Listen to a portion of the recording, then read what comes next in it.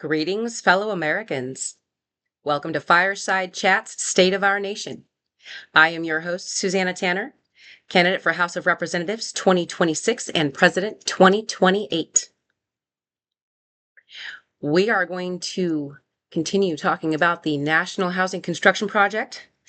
This week, we're going to talk about the Oversight Committee and the Trauma-Informed Security Specialists. Now, the Oversight Committee is going to consist of between 5 and 7 board members. It is going to be established as a 501 Section C, subparagraph 3, public charity entity. It is the central body, or it's not the central body. This central body is mandated to hold the project's intellectual property, manage core financial assets, and ensure the mission fidelity across all local chapters through rigorous oversight. We have to have oversight. We can't just put something out there and not expect it to need oversight. Everything needs oversight. Now, the size, the rationale, and the fiduciary structure. So this is the part of the board. So obviously, we're going to need a chair, treasurer, secretary. As of this point, because it's the start of the project, I am serving as the chair. This is only until either I'm elected to office or I find someone who is able to fulfill this position, or I'm no longer needed as the main oversight for the project. As the developer and the implementer, the one who's encouraging this to be implemented, that is part of my job. Now, obviously, we're going to have a few more board members. These are going to be area managers. Their basic duties are for area management, but it evolves into other roles. Now, obviously, the treasurer is going to have to deal with all of the financial, accounting, and management of the housing trust fund. Secretary is going to have to, obviously, use governance duty, responsible for documentation, ensuring compliance and bylaws. If you've ever served on a board, then you already know all this stuff.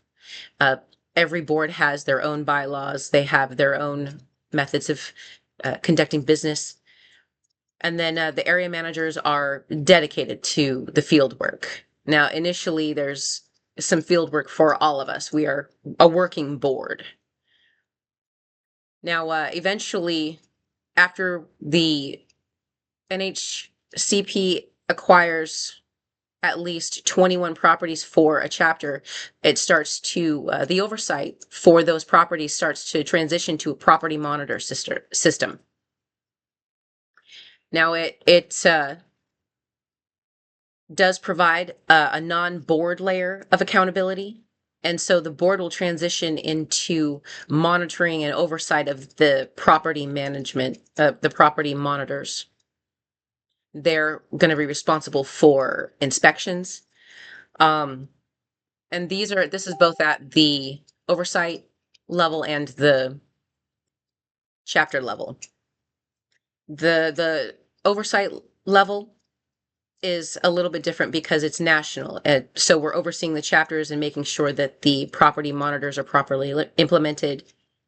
So that's going to be the main focus of the National Housing Construction Project Oversight Committee as far as property management goes. There's procedures for removal.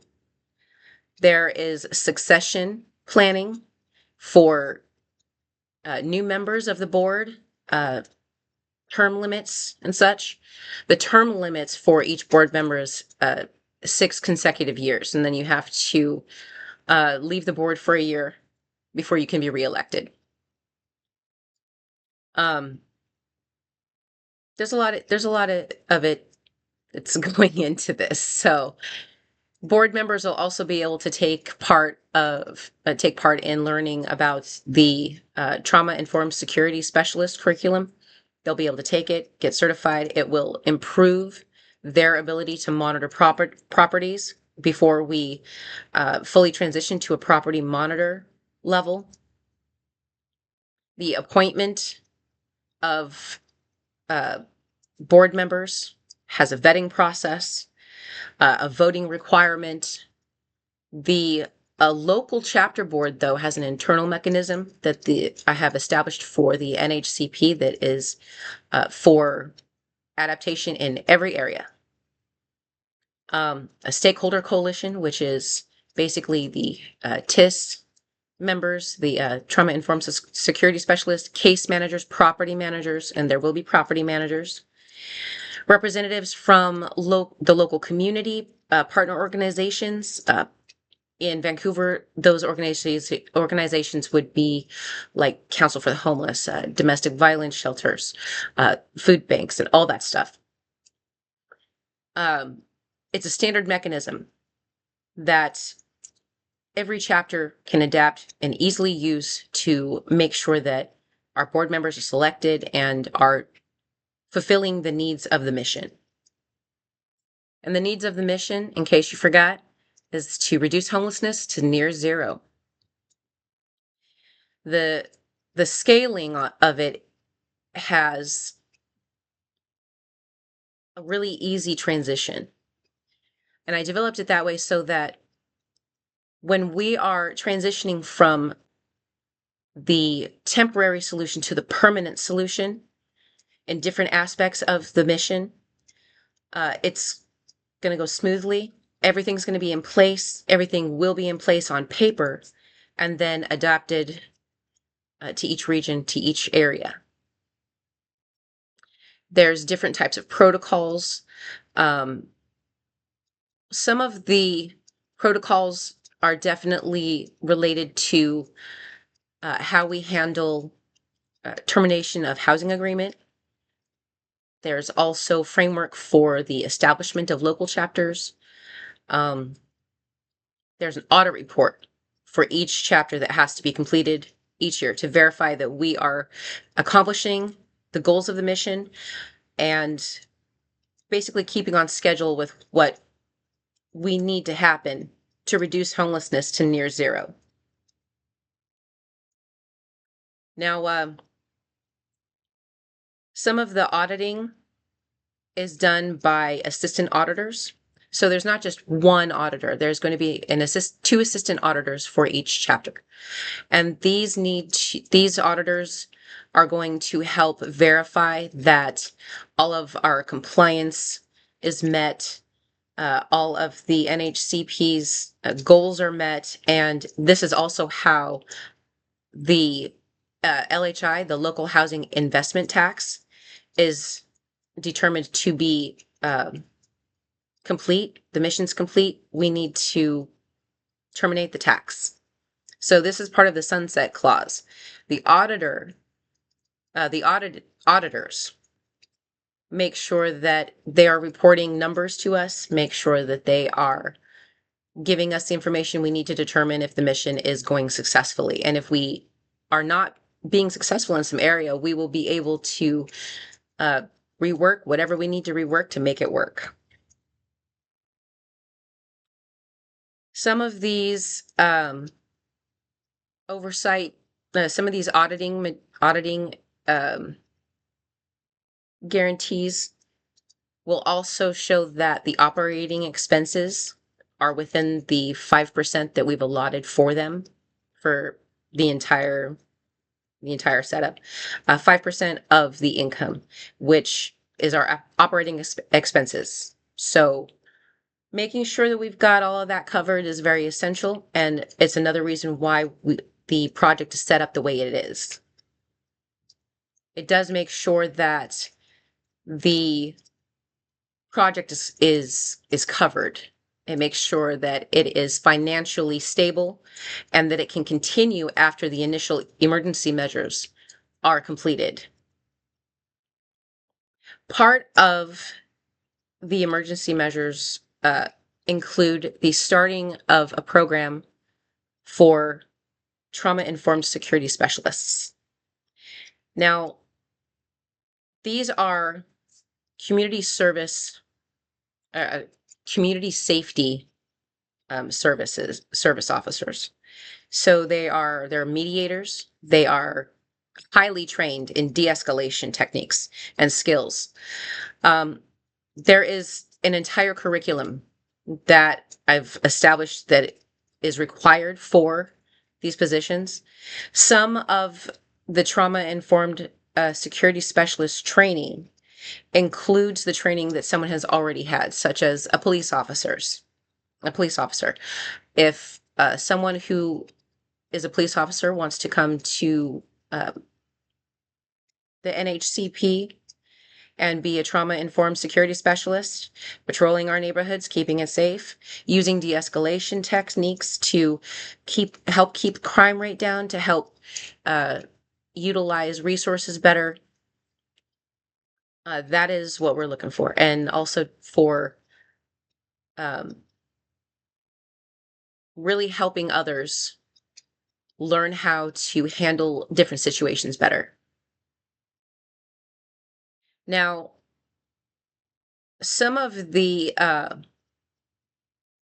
curriculum includes understanding the 6 principles of trauma-informed care, recognizing trauma responses, the fight, flight, or freeze responses, which all of us have, one or the other, and avoiding re-traumatization triggers. That's really important. Learning how to avoid re-traumatization triggers. Not a lot of our officers really truly understand how to do that. And we've actually seen in public videos incidents where trauma-informed security specialists would have been very beneficial. One of these was the officer who shot the mentally disturbed woman with the boiling pot of water, just killed her without provocation, without real, physical endangerment to himself. And he is now off the force. There's things like that. We can utilize those videos to teach new and better techniques for handling situations like that, de-escalating those situations, and learning how to keep from re-traumatizing someone like that, or even ending up with them having an incident like the officer that shot that woman. We need to avoid those situations. We need to learn as a society how to avoid those situations and understand that a lot of people have mental health issues. We as a team can learn how to and develop other, very crucial ways of helping people out of those situations and learning how to deal with those situations. This includes substance abuse disorders as well, addiction. And it's important to understand that addiction, drugs, can severely alter a person's personality and can cause them to do things that they would not normally do if they were sober. So learning to understand and to recognize when someone may be under the influence and that is what's causing their behavior, learning how to de-escalate those situations. Those are incredibly important skills that our trauma-informed security specialists will be learning through this curriculum. There's operational procedures. There's mandatory zero error training on executing the 3-strike THA protocol, documenting all incidents, making sure that you're neutral, preparing reports for the compliance and audit officer, making sure that emergency services are easily contactable and available, certification in property-specific fire safety, emergency evacuation routes, nonviolent physical assistance, and liaising with first responders. Getting that partnership on. We got to make sure that we are working together to protect our communities from emergencies, disasters, and a lot of other things. Zero tolerance, boundary enforcement, No weapons. There's not going to be there's not really going to be any reason to have weapons on any of these properties. Making sure that our TISS officers, our security specialists, are trained in how to deal with someone who might have a weapon. Also making sure that tenants are reminded that they are not allowed to have those weapons, and having the ability to confiscate those weapons, or having them turned in to a police department, or having them put in storage as long as they're not on the property. There's different ways to handle that are options for TISS officers, security specialists. I'm trying not to call them officers because they're not really officers. They're not a police force. They're a de-escalation and mediation unit. And they are highly trained in de-escalation, but most of these officers, most of these people who have come from officer positions, such as the military, they're going to have those other physical skills that they can use with great discretion, and only if in immediate danger. There is a reason we have laws like that. You can't just lose your cool and end up hurting someone. That's one of the main reasons for such a curriculum, such a training program. Now, they're obviously going to have to learn about the core values and rules, foundational trauma and psychological care. Learning a little bit of psychology is never a bad thing. Learning how to recognize addiction, self-medication, trauma, recognizing when someone's triggered, maybe from PTSD or something of that nature. Accountability is also a major part of the TISS. They are the main ones that will be doing the transporting of individuals who are in violation of the housing agreement, the housing policy, and they have some responsibilities as far as making sure that residents, nonviolent residents, are kept off the street. Violent residents are dealt with by the police department, and that's how it should be. The police are mainly focused on really harsh crimes, violent crimes. So it's important for us to have those who can de-escalate the situation. You're going to hear that a lot more from me. De-escalate the situation. There is protocols for excessive use of force, and they are within the laws of the state and within the laws of the nation, the national law. There's definitely review courses or review curriculum that has to be completed every quarter. And this is mandatory because there are always different situations that are going to come up. So taking the opportunity each quarter to learn about new situations that have happened and how we could have handled them better, I think that is a fabulous way to keep up training with our TISS, our security for the National Housing Construction Project. Now, these security specialists, they are also available to walk a neighborhood, to be part of the security of a neighborhood, part of a neighborhood watch, if you will, or a community watch. In this National Housing Construction Project, there is provisions for a community watch program, and it includes the TISS security personnel. Now, who might be eligible for these positions? So we've already talked about police and military. So there's also emergency responders. And different people who have had experience in security.